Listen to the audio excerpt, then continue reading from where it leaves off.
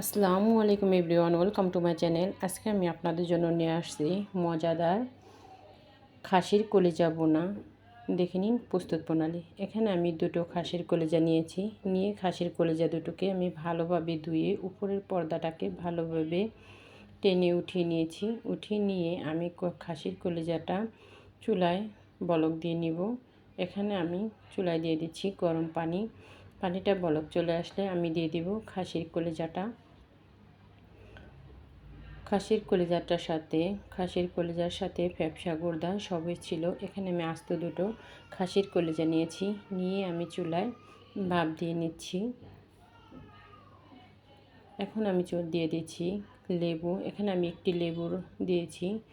লেবুর রসটা খাসির কলিজায় এভাবে দিয়ে দিলে খাসির কলিজার যে আলাদা একটা গন্ধ থাকে সেটা চলে যায়। পুরো লেবুটাকে দিয়ে এখন আমি দিয়ে দিব সামান্য একটু হলুদ গুঁড়ো। এভাবে খাসির কলিজা রান্না করলে, আমরা অনেক সময় কলিজা রান্না করলে কলিজা তরকারিটা কালো হয়ে যায়। এভাবে খাসির কলিজা রান্না করলে কলিজা তরকারি কালো হবে না, দেখতে খুবই সুন্দর হবে, কালার কোনো চেঞ্জ হবে না। এখন আমি একটু নেড়ে চেড়ে কলিজাটাকে ডেকে রেখে দিচ্ছি। খাসির কলিজাটা আমি বলক দিয়ে নামিয়ে নিয়েছি। এখানে আমি দিয়ে দিচ্ছি চুলায় পরিমাণ মতো তেল, আর সাথে দিয়ে দিচ্ছি গোটা মশলা, দারচিনি, এলাচ, লং, গোলমরিচ, সাথে দিয়ে দিচ্ছি তেজপাতা। দিয়ে মশলাটাকে আমি তেলের সাথে একটু ভেজে নিব যাতে একটা ফ্লেভার চলে আসে। এই তো দেখুন মশলাটা আমার দেওয়া হয়ে গেছে। এখন একটু নেড়ে চেড়ে নিচ্ছি। এখন আমি দিয়ে দিচ্ছি কুচি করে রাখা পেঁয়াজ। পেঁয়াজটা আমি এখানে পরিমাণে একটু কম দিয়েছি, কারণ এখানে আমি দিয়ে দিব ব্লেন্ড করে রাখা পেঁয়াজটাকে আমি বাদামি কালার করব না, হালকা করে ভেজে নিব। এই তো দেখুন পেঁয়াজটা হালকা করে ভাজা হয়ে গেছে। এ পর্যায়ে আমি দিয়ে দিব বাটা মশলা। এখানে আমি দিয়ে দিচ্ছি 2 টেবিল চামচ রসুন বাটা, 2 টেবিল চামচ আদা বাটা। দিয়ে তেলের সাথে মশলাটাকে আমি ভালোভাবে একটু ভেজে নিচ্ছি।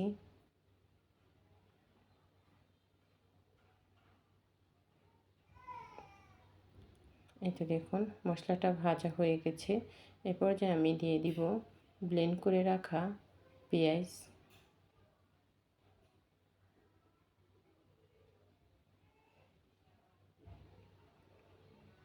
এখানে আমি 3 টেবিল চামচ ব্লেন্ড করে রাখা পেঁয়াজ দিয়ে দিয়েছি। দিয়ে আবারও আমি ভালোভাবে নেড়ে চেড়ে নেব যাতে তেলের সাথে পেঁয়াজটাও ভাজা হয়ে যায়। এভাবে আমি ভালোভাবে নেড়ে চেড়ে নিচ্ছি। এটা দেখুন মশলাটার সাথে ভালোভাবে ভাজা হয়ে গেছে। এখন আমি দিয়ে দিচ্ছি স্বাদ মতো লবণ, 2 টেবিল চামচ হলুদ গুঁড়ো, 2 টেবিল চামচ মরিচ গুঁড়ো দিয়ে সাথে দিয়ে দিচ্ছি কাঁচামরিচটা দিয়ে মশলাটা আবারও আমি ভালোভাবে একটু নেড়ে চেড়ে নিচ্ছি।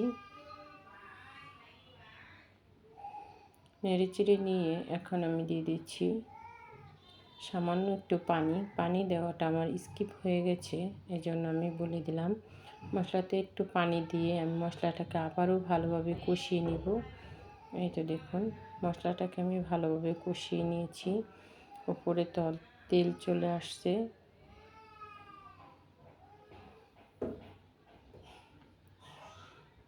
এ পর্যায়ে আমি দিয়ে দিব টুকরো করে রাখা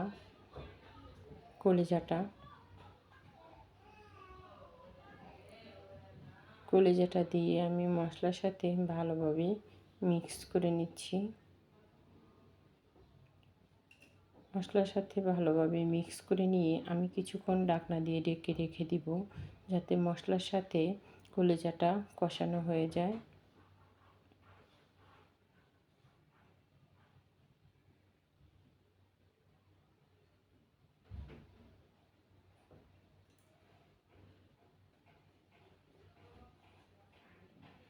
কিছুক্ষণ পরে ঢাকনাটা খুলে আবারও আমি একটু নেড়ে চেড়ে দিব।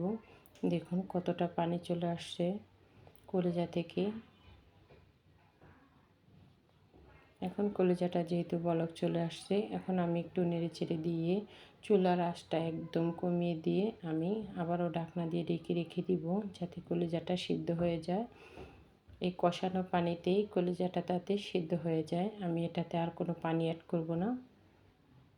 এখন আবারও আমি কিছুক্ষণ ঢাকনা দিয়ে ঢেকে রেখে দিয়েছি। কিছুক্ষণ পরে উঠিয়ে আমি আবারও একটু নেড়েচেড়ে দিচ্ছি, যাতে নিচে লেগে না যায় মশলাটা।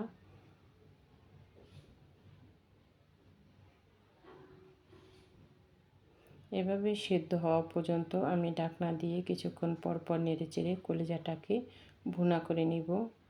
এই খাসির কলিজাটা কিন্তু খেতে দারুণ মজা। এই তো দেখুন, আমি এখানে কোনো পানি অ্যাড করিনি।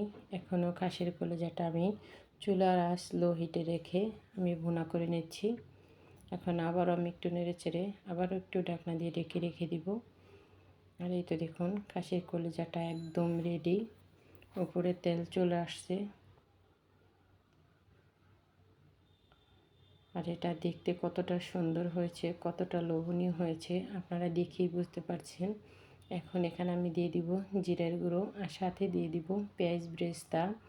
রান্নার শেষে এই জিরের গুঁড়ো আর পেঁয়াজ বেরেস্তাটা দিলে ভালো একটা ফ্লেভার চলে আসে, আর খেতেও দারুণ লাগে। এটা দেখতে যেমন সুন্দর হয়েছে, খেতেও কিন্তু দারুণ মজা হয়েছে। আপনারা একবার হলেও বাসায় তৈরি করবেন এই খাসির কলিজাটি।